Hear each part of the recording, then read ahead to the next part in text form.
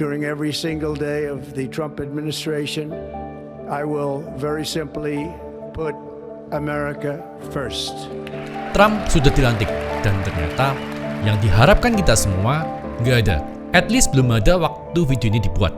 Di pidatonya, Trump nggak mention sama sekali tentang Bitcoin, nggak ada executive order tentang Bitcoin, nggak ada mention crypto at all.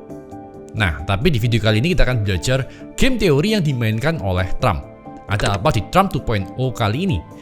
Ada beberapa isu utama yang kita bahas. Karena Amerika yang selama ini autopilot dipimpin Biden, tiba-tiba berubah menjadi lebih bertaring di bawah kekuasaan Trump. Dan banyak negara-negara yang merasa nggak nyaman, bahkan termasuk Indonesia. Nah, apa dampaknya untuk kita? Gimana market outlook di 2025? Dan ada potensi apa selama Trump 2.0? Nah, kita bahas di video kali ini.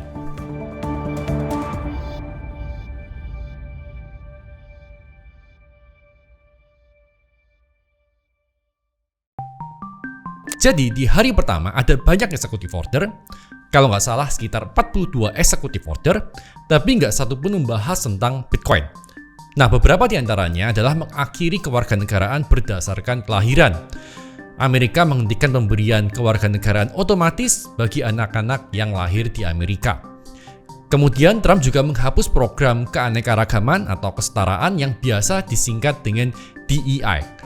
Mengakhiri inisiatif DEI yang dibentuk oleh pemerintahan Biden dan menanggalkan kesetaraan gender LGBT pada pemerintahan federal.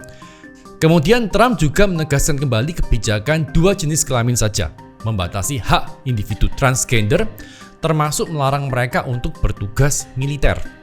Trump juga mengembalikan hukuman mati dan mengarahkan pengadilan untuk menerapkan hukuman mati buat para pemerkosa, pembunuh, dan penjahat kejam. Next, Trump juga menyatakan darurat energi nasional untuk mempercepat produksi minyak dan gas domestik. Kemudian Trump juga mengeluarkan Amerika Serikat dari komitmen internasional perjanjian iklim Paris.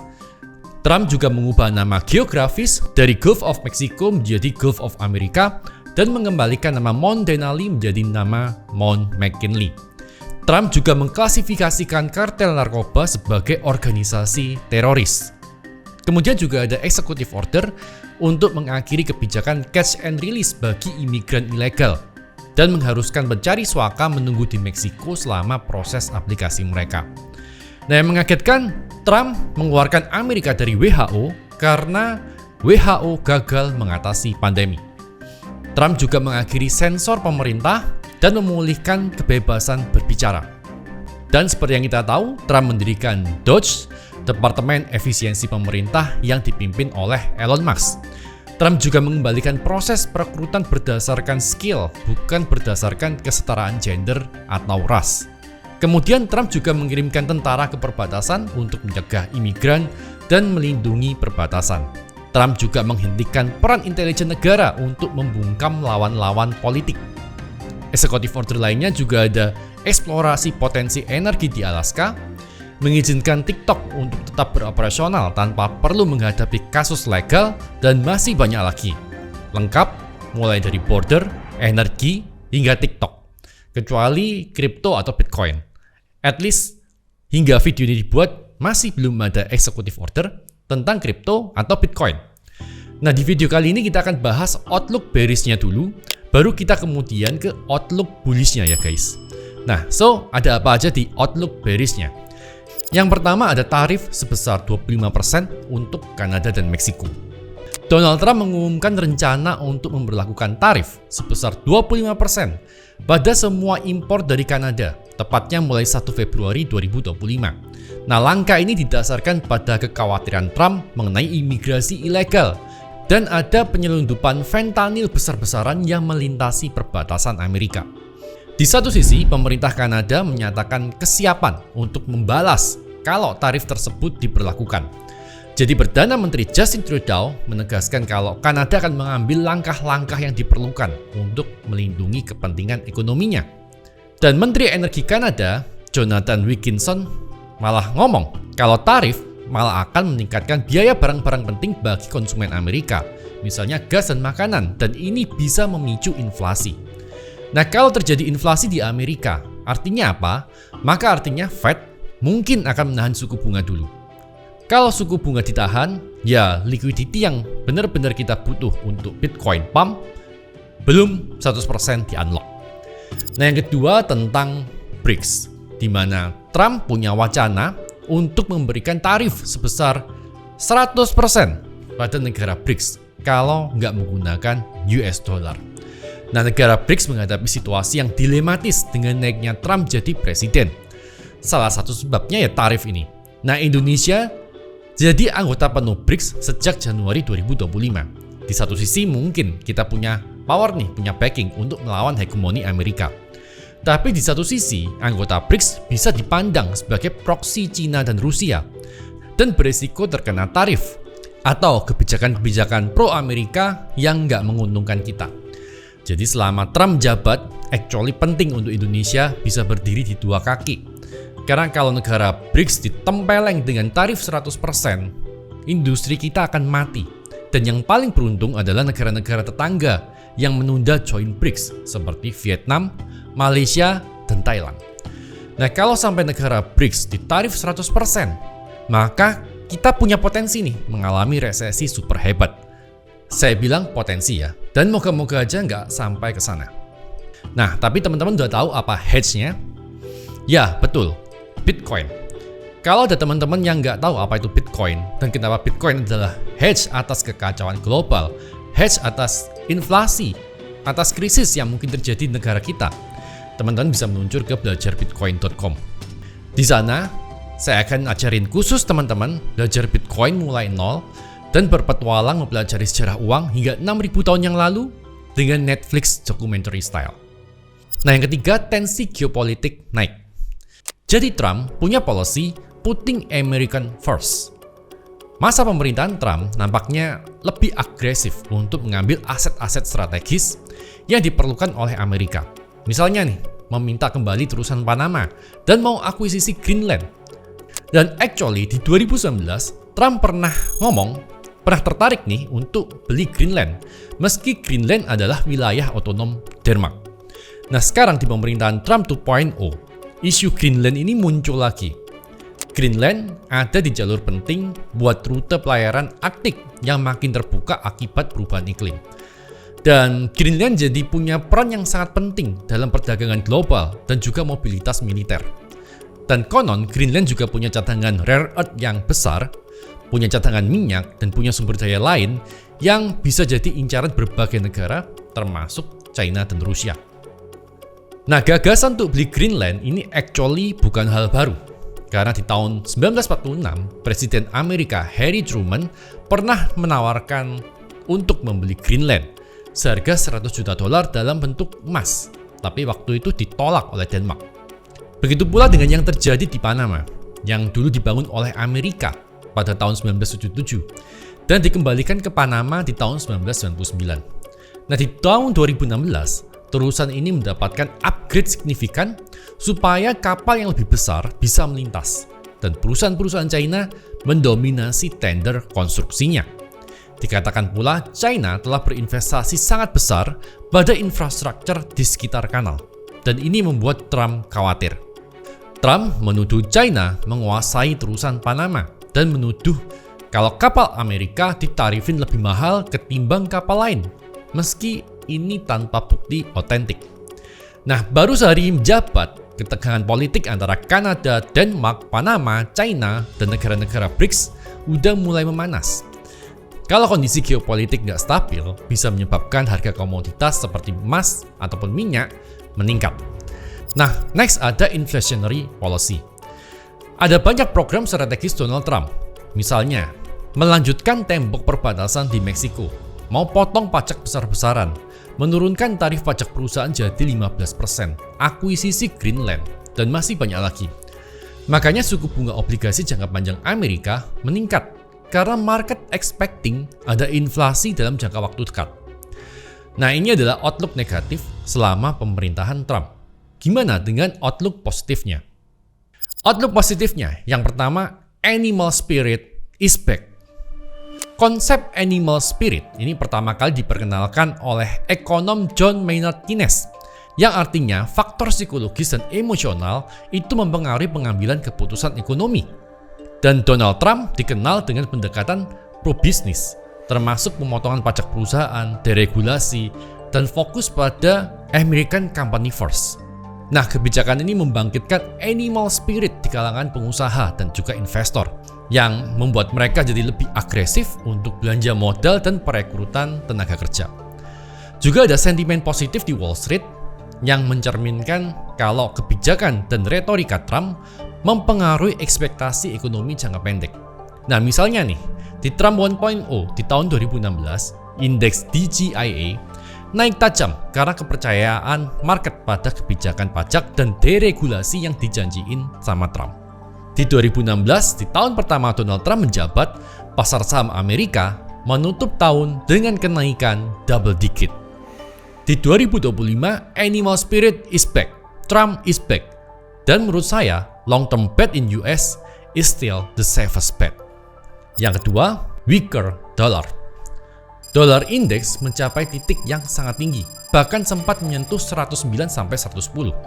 Nah, dolar yang tinggi di satu sisi melemahkan ekonomi Amerika karena ekspor barang buatan Amerika itu jadi mahal dan membuat industri Amerika jadi kurang kompetitif kalau dibandingin dengan negara lain yang punya mata uang murah. Nah, Donald Trump udah pernah menyatakan keinginannya untuk melemahkan dolar Amerika. Tujuannya untuk meningkatkan daya saing ekspor dan mengurangi defisit perdagangan. Tapi sayang nih, Presiden Amerika, Trump, nggak punya power langsung untuk mengintervensi dolar. Karena di 2019, Trump pernah mencoba mengintervensi dolar, tapi mendapat perlawanan dari Fed. Tapi kalau Trump ingin weaker dollar, saya rasa he will get it. Yang ketiga, USA coin. Nah, ada rumor nih yang bilang kalau Trump akan membebaskan pajak capital gain untuk koin-koin kripto made in USA. Nah, benernya pemerintahan Trump ini sangat pro industri kripto dan uangnya I'm really sure akan mengalir ke sana. Nah, bahkan sekarang CoinMarketCap dan CoinGecko udah punya kategori khusus koin USA dengan total 72 koin dan token. Nah, kalau belum ada yang paham tentang kripto sama sekali, teman-teman bisa nonton video saya yang ini. Atau bisa mulai dari Bitcoin. Bitcoin dan kripto actually beda. Nah, lebih lengkap tentang Bitcoin, kalian bisa nonton video yang ini. Tapi baik Bitcoin dan kripto akan mendapatkan advantage yang luar biasa di pemerintahan Trump kali ini. Yang keempat, meme coin frenzy. Nah, mengagetkan. Seorang presiden Amerika membuat koin meme 1 hari sebelum pelantikannya. Token Trump di masa peaknya, market cap-nya bernilai 16 miliar US dollar. Kalau seorang presiden Amerika boleh membuat koin meme, kenapa orang lain nggak bisa atau nggak boleh buat koin meme? Dan kalau banyak figur yang membuat meme coin, maka chain yang jadi langganan meme akan punya chance yang bagus banget di tahun 2025. Salah satunya adalah Solana atau Peace. Nah, Mark Cuban aja sampai mau bikin meme coin buat lunasin utang Amerika. Ini gila banget. Yah, Presiden Amerika nerbitin meme coin. Lebih gila lagi, Rex mengajukan ke SEC untuk menerbitkan ETF meme coin Trump. Ini benar-benar gak masuk akal. Dan mungkin ini bisa menandai bangkitnya meme coin. Yang kelima, Bitcoin Strategic Reserve. Nah, banyak orang yang menantikan executive order Bitcoin Strategic Reserve. Tapi hingga video ini dibuat, executive order tentang Bitcoin Strategic Reserve nggak ada. Market mungkin kecewa menjual Bitcoin-nya dan membuat Bitcoin terjun dari 109.000 ke 99.000 US dollar. Tapi setelah itu kembali bouncing dan pattern bullish-nya masih tetap intact. Nah, tapi setelah saya pikir-pikir, ternyata lebih baik nggak perlu ada executive order Bitcoin Strategic Reserve. Kenapa? Karena kita kan benernya udah punya Bitcoin Act 2024. Yaitu sebuah rancangan undang-undang yang diprakarsai oleh Senator Cynthia Lummis yang bertujuan untuk membentuk Bitcoin Strategic Reserve dan beli 1 juta Bitcoin hingga 5 tahun ke depan dan nggak menjualnya at least 20 tahun. RUU ini memang perlu lolos di Senat, perlu waktu, tapi lebih kuat secara hukum. Sementara executive order itu bisa dibatalkan oleh pengadilan, bisa dibatalkan oleh presiden yang berikutnya. Sementara Bitcoin Act 2024 kalau beneran lolos di Senat, susah untuk dibatalkan pengadilan, atau mungkin nggak bisa dibatalkan oleh pengadilan atau presiden berikutnya yang beda pandangan karena udah jadi undang-undang. Nah misalnya Affordable Care Act atau Obamacare yang nggak bisa dibatalkan hanya dengan executive order presiden lain karena telah disahkan oleh Kongres dan jadi hukum. Dan sekarang executive order Donald Trump yang baru ini banyak batalin atau merevoke executive order yang dibuat oleh mantan presiden Biden. Jadi daripada sekarang udah dibikin executive order, nanti dibatalin sama presiden yang berikutnya, so lebih baik kita slow aja nunggu Bitcoin Strategic Reserve disahkan oleh Senat. Anyway, Amerika punya presiden yang pro crypto dan pro Bitcoin. Senat dikuasai orang-orang pro crypto, keluarga presiden pro Bitcoin. Nothing to worry about. Menurut saya sabar aja dan hold your Bitcoin. Nah lebih detail tentang Bitcoin Strategic Reserve, teman-teman bisa nonton di video yang ini. Yang keenam ada Stargate Project. Ini adalah sebuah perusahaan gabungan dari perusahaan teknologi raksasa Amerika. Misalnya seperti SoftBank, OpenAI, Oracle, MG, ARM, Microsoft, dan Nvidia. Total investasinya sebesar 500 miliar US dollar untuk mengembangkan infrastruktur AI di Amerika hingga 4 tahun ke depan. Menurut Trump, formasi Stargate ini langsung memberikan pekerjaan pada 100.000 orang Amerika. Bullish untuk AI, bullish untuk tech company di Amerika. Yang ketujuh, Doge. Nah, Presiden Donald Trump mengumumkan pembentukan Departemen Efisiensi Pemerintah yang akan dipimpin oleh Elon Musk. Pembentukan departemen ini dilakukan dengan menerbitkan Executive Order di 20 Januari 2025. Tujuannya adalah untuk efisiensi tenaga kerja dan efisiensi IT di pemerintahan federal. Nah, Elon Musk berhasil mengubah media sosial bapuk dan rugi seperti Twitter, memecat hampir seluruh pegawainya dan jadiin perusahaan private yang profit, dan menjadi sosial media yang paling populer di dunia hanya dalam waktu 1 tahun. Elon Musk juga dikatakan akan mengurangi 3/4 pekerjaan di pemerintahan. Dan tahu logo departemennya apa? Ya, logo koin Doge. Luar biasa bukan? Next, perang berhenti. So, Trump menandatangani executive order yang isinya unik nih, menunda bantuan internasional hingga 90 hari ke depan. Dan tanpa bantuan Amerika, perang di Ukraina akan lebih cepat selesai. Karena selama ini Ukraina terus-terusan mendapatkan bantuan dari Amerika untuk membiayai perangnya. Dan sejak invasi Rusia ke Ukraina di Februari 2022, Amerika telah memberikan bantuan sangat signifikan pada Ukraina. Totalnya mencapai 175 miliar dolar Amerika. Ya, uang pajak rakyat Amerika sebesar 175 miliar US dollar diberikan pada Ukraina secara cuma-cuma. Bahkan, 2 minggu sebelum Trump dilantik, sempat-sempatnya Biden mengirim bantuan sebesar 6 miliar US dollar ke Ukraina. Perang berhenti pastinya bagus untuk market. Trump memaksa Putin untuk melakukan negosiasi dengan Ukraina dan mengakhiri perang atau dijatuhi sanksi. Perang berakhir, market bakal pump. Next ada Crypto Task Force. Nah, SEC di bawah pemimpin yang baru ini, bukan Gary Gensler ya, tapi Mark Weda, mengumumkan akan membuat Crypto Task Force. Tujuannya untuk memberikan kerangka regulasi yang lebih jelas tentang kripto. Nah, Mark Weda sendiri sering mengkritik SEC karena nggak punya kerangka regulasi kripto yang jelas.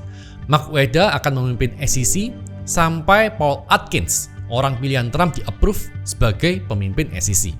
Nah, sementara Crypto Task Force sendiri akan dipimpin oleh Hester Peirce yang dikenal sebagai Crypto Mom.